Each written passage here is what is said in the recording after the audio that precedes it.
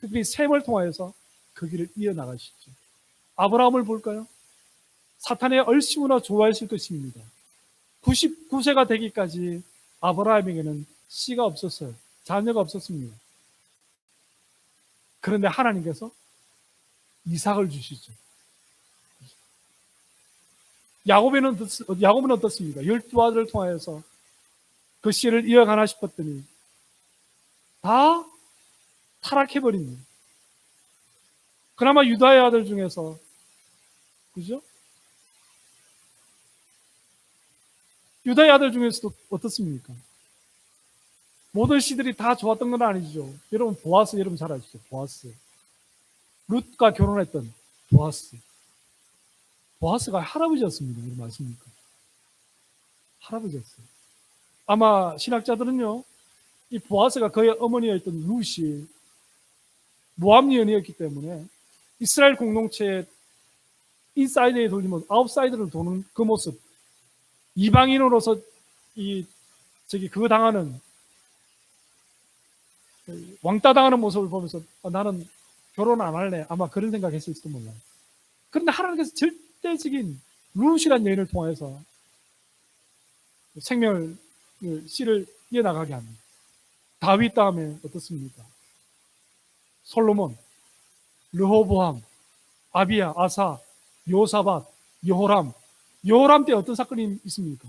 요사밧이요, 북이스라엘 아합 왕과 사돈을 맺습니다. 근데 아합 왕의 아내가 누굽니까? 이세벨이에요. 이세벨. 천하의 악녀. 바알 신을 들여왔던 이 아합과 이세벨의 딸이 아달랴예요. 아달랴. 아달랴를요, 요사밧의 아들 여호람에게 며느리로 줍니다.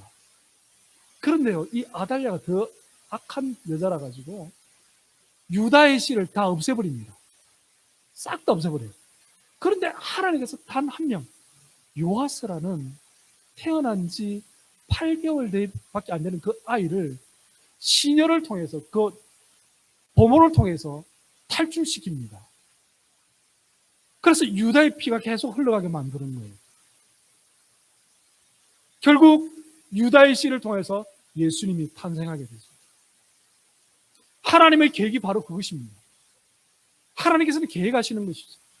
그리고 결국 2000년 전 예수님께서 태어나심으로 인하여서 십자가 사건을 통하여서 구속사적인 구속을 어떻게 하십니까? 실천하시는 거예요. 실천하시는 것입니다. 십자가 사건을 통해서 죄사함과 거룩함과 치유함과 그리고 생명과 우리에게 승리함과 하나님 앞에 막혔던 그 막힌 담을 단번에 허시는 교통함과 예수 그리스도로 인해서 화평함을 누리는 그 은혜를 우리에게 주셨다는 것입니다. 그래서 로마서 6장 5절 말씀 보니까요, 이렇게 기록하고 있습니다. 만일 우리가 그의 죽으심과 같은 모양으로 연합한 자가 되었으면 또한 그의 부활과 같은 모양으로 연합한 자도 되리라. 이렇게 말합니다. 예수 그리스도의 십자가의 보혈을 예수 그리스도께서 실천하심으로 인하여서 부활과 같은 모양으로 연합한 자가 된다라고 말씀하고 있는 것입니다. 마지막으로 성령님께서 구속을 적용하시는 거예요. 우리가 예수 그리스도를 믿는 것은, 십자가를 믿는 것은, 십자가 보혈을 믿는 것은요, 성령님의 구속의 적용이 아니고는 우리가 예수를 믿을 수 없다는 것입니다. 요한복음 15장 26절 말씀 보니까 이렇게 기록하고 있습니다. 내가 아버지께로부터 너에게 보낼 보혜사 곧 아버지께로부터 나오시는 진리의 성령이 오실 때 그가 나를 증언하실 것이요. 성령님께서 여러분 마음을 콕콕콕 찌른다니까요. 바늘 있죠, 바늘. 바늘로 콕콕 찌른다니까. 내가 예수님을 안 믿을래? 야, 안 믿을 수가 없게 성령님께서 여러분 마음을 콕콕 찔러서, 아, 예수님, 내가 예수를 믿지 않고는 견디지 못하는 마음이 있어요. 내가 예수님 믿겠습니다. 예수님의 십자가 사건을 내가 믿겠습니다. 예수님이 나의 인생의 주인이심을 내가 믿겠습니다라고 고백하게 만드는 것이죠. 고린도전서 6장 17절 말씀 보니까 주와 연합하는 자는 한 영이라. 한 영이라. 따라서 우리는 그리스도와 한 영인 삶을 사는 것이죠. 마지막으로 갈라디아서 2장 20절은요 이렇게 기록하고 있습니다. 내가 그리스도와 함께 십자가에 못 박혔는, 여기서 내는 누굽니까? 사도 바울을 말합니다. 오늘 이 시대는 누구를 말하죠? 저와 여러분 자신을 말하는 것이죠. 내가 그리스도와 함께 십자가에 못 박혔나니 그런 적 이제는 내가 사는 것이 아니요 오직 내 안에 그리스도께서 사시는 것입니다. 이제 내가 육체 가운데 사는 것은 나를 사랑하사 나를 위하여 자기 자신을 버리신 하나님의 아들을 믿는 믿음 안에서 사는 것입니다. 사랑하는 디아코니아 청년 여러분, 성령님께서는 이 일을 하시는 거예요. 내 안에 영으로 예수 그리스도의 영이 내 안에 거하시는 것이죠. 내 안에 거하시는 것입니다. 예수님은 어디 계십니까? 하나님 우편에 앉아 계시죠. 동시에 예수님은 어디에 계십니까? 내 안에 계시죠. 그리스도의 영으로, 하나님의 영으로 내 안에 계시는 거예요.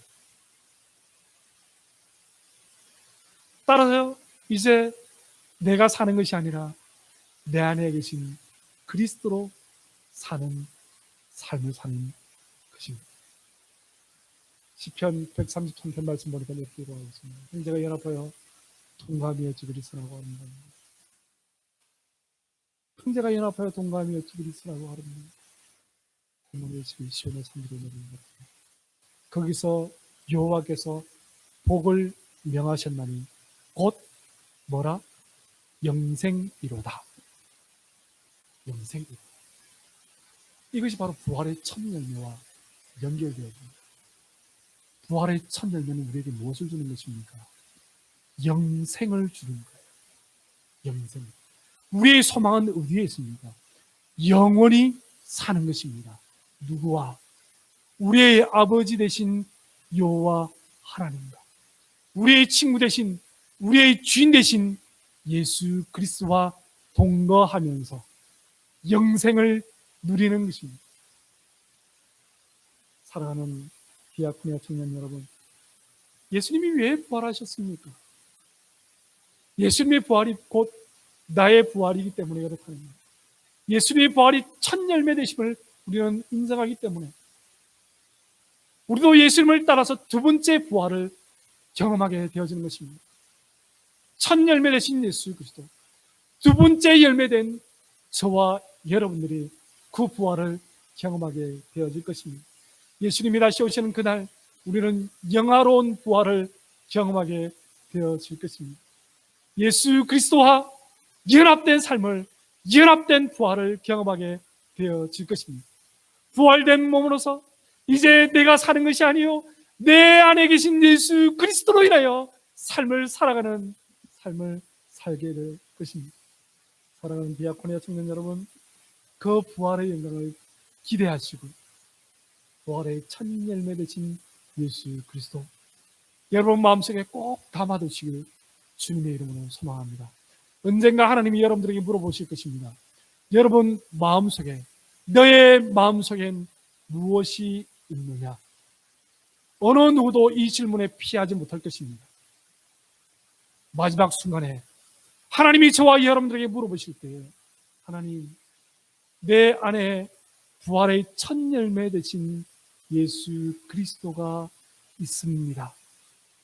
이러한 고백을 주저없이 당당하게 하나님 앞에 선포할 수 있는 우리 디아코니아 청년들 다 되시기를 주님의 이름으로 소망합니다.